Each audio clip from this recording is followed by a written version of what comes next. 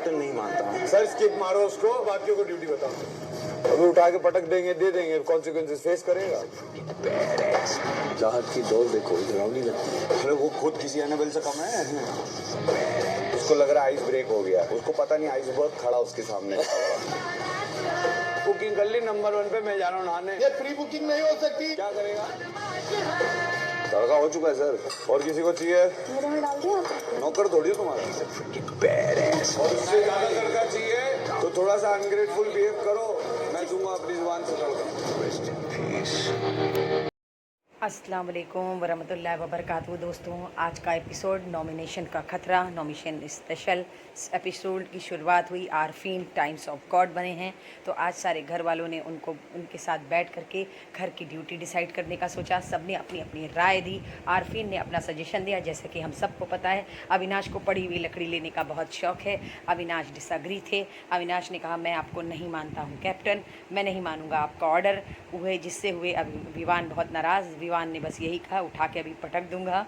खैर, वो बहुत गुस्से में थे, जिसकी वजह से ईशा और एलेक्स बहुत ज़्यादा डिप्रेशन में आ गई थी, क्योंकि अविनाश उनकी नहीं सुन रहे थे।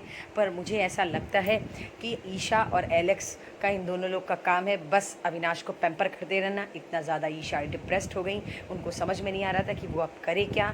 चाहत भी उसी तरीके से ईशा से लड़ाई करने लगी, जिसकी वजह से ईशा बहुत परेशान। उसके बाद अविनाश पहुँचे ईशा और एलेक्स के पास सॉरी बोलने के लिए, लेकिन ईशा एकदम डिस्टर्ब हो गई थी। उन्होंने ये डिसाइड कर लिया था कि वो अब अविनाश को कुछ भी नहीं कहेंगी, क्योंकि वो गलत थे और वो गलत हैं।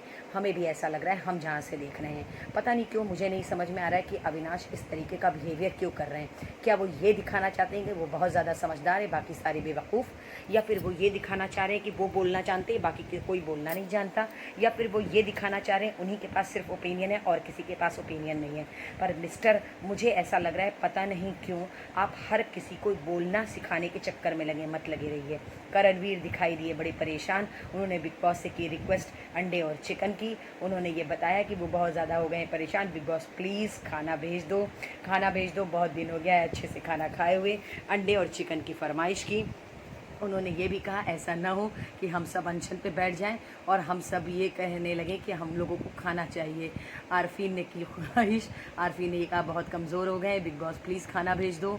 नायरा भी कह रही, मैं बहुत कमज़ोर और दुबली हो गई हूँ। विवान ने आज ये दिखा दिया चाहत को कि तुम प्लीज़ करके बात करोगी तो ही कोई काम होगा। लेकिन फिर वही बात है ना, चाहत के अंदर भी है बहुत ज़्यादा घमंड। विवान उनके घमंड को बिल्कुल भी पसंद नहीं करते।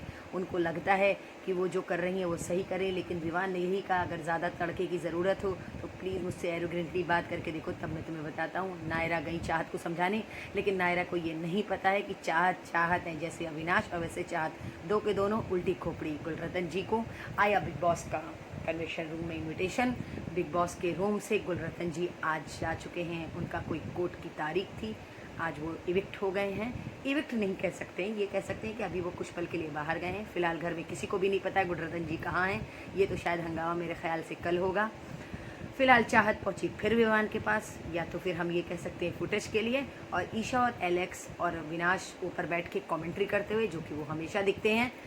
उन्होंने किया रजत दलाल जी से पंगा विवान ने, लेकिन रजत दलाल जी को बिग बॉस ने कहा कि ऐसा है, विवान के सामने बोलने की किसी को हिम्मत नहीं है। थोड़ा सा आग लगा रहे थे, लेकिन मज़ा आया। शिल्पा जी बहुत अच्छी लगती हैं, मुझे बहुत पसंद है। आज शिल्पा जी विवान से पूछ रही थी उनकी वाइफ से कब उनकी मुलाकात हुई। फिलहाल उन्होंने बताया। और आज आ गया टास्क, एलिमिनेशन का टास्क आज इन लोगों को मिला, जिसमें इन लोगों को खाना लेना है। और खाना ले करके क्या बोलते हैं, नॉमिनेशन का जो खतरा मंडरा रहा है उससे बचने के लिए आज की खबर, नॉमिनेशन तांडव एक्सप्रेस। सो ट्रेन आ चुकी है, खाना लेके चढ़ना है। आफरीन के थ्रू पहले नॉमिनेट हुए बग्गा जी और मुस्कान, क्योंकि इनका कोई भी खेल नहीं है बिग बॉस में, इसलिए आफरीन ने उनको डायरेक्ट नॉमिनेट किया। और ये लोग लास्ट बस में चले, चाहत और रजत दलाल, तो ये दोनों भी हुए नॉमिनेट। मुस्कान, बग्गा जी, चाहत, रजत दलाल। और इन लोगों ने डिसाइड किया था कि वो श्रुतिका और विवान को नहीं जाने देंगे ट्रेन में, लेकिन अफसोस रजत और चाहत दोनों कन्विंस हो गए। फिर उसके बाद बारी आती है आफ्टर ऑल हमारे विनाश की। अविनाश ने श्रुति को किया कन्विंस और उन्होंने ये कहा कि हेमा जी और शिल्पा जी को नहीं देंगे हम खाना, ताकि वो ट्रेन में ना जाने पाए, क्योंकि वो अपने मुद्दे रखती नहीं हैं। तो भाई अविनाश, आप होते कौन है ये बताने वाले, कौन मुद्दे कब रखेगा कब नहीं रखेगा? पता नहीं क्यों ये सारे फैसले आप लेने में लगे हैं।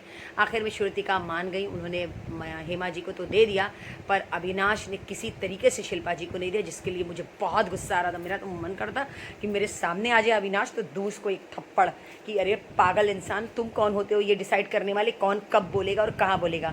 और शिल्पा जी भी अपनी जगह पे सही हैं, ज़रूरी नहीं है हर बात सबके सामने चिल्ला के बोली जाए। वो बात करती हैं, मुद्दे की बात करती हैं, लोगों को समझाती हैं, पर उनका अपना तरीका है, सबका अपना अपना तरीका होता है। पता नहीं क्यों इनको लगता है कि सबके सामने चौड़े होकर लड़ने में ही अच्छाई है, लेकिन नहीं भाई, ऐसा नहीं है। आपकी सोच अलग है तो सामने वाले की सोच अलग है। आप बच्चा हैं और वो एक मैच्योर लेडी हैं। लेकिन खैर मुझे बहुत गुस्सा आया, उन्होंने शिल्पा जी के साथ ऐसा किया। खैर जिसको अल्लाह रखे उसे कौन चक्के। शिल्पा जी आप कहीं जाएंगी नहीं, ये मुझे पक्का पता है, क्योंकि आप इतनी मैच्योर हैं। इसी तरीके की चटपटी खबरें जानने के लिए मेरे साथ बने रहिएगा। मैं आपको फिर कल